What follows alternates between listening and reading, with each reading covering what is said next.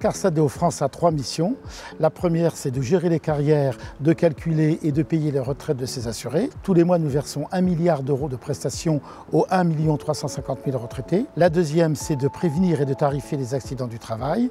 Et enfin, d'accompagner les publics les plus fragiles sur l'ensemble du territoire avec son service social.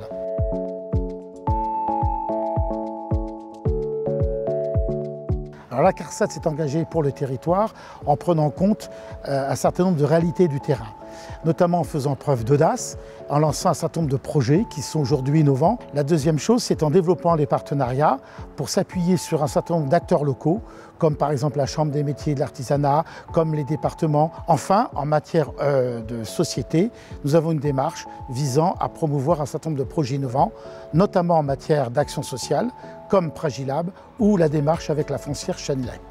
La CARSAT va continuer à s'engager sur le territoire, notamment en matière de démarche ESG vis-à-vis de la société. C'est ainsi qu'avec l'ARS et la région des Hauts-de-France, nous encourageons la création d'un gérontopole.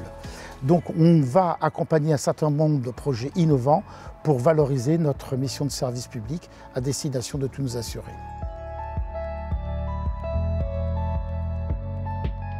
C'est un acteur reconnu du territoire pour l'ensemble de ses recrutements. En 2022, nous avons recruté 130 CDI, 160 CDD alternants. Nous formons intégralement sur des métiers. Nous avons la chance de pouvoir aller chercher des profils très différents et des gens qui sont en demande d'ailleurs de formation. Il y a beaucoup de réflexions sur la qualité de vie au travail, sur l'équilibre vie privée et vie professionnelle. Un engagement que nous avons pris cette année, c'était de lutter contre la sédentarité en engageant les collègues à prendre, quand ils le peuvent, les escaliers plus que l'ascenseur. Alors la CARSAT et ses collaborateurs s'engagent pour l'environnement afin de réduire notre empreinte carbone. Un premier exemple, c'est celui de notre accord forfait mobilité durable qui engage nos collaborateurs à utiliser les transports en commun, le vélo, la trottinette, et on les accompagne dans ce sens.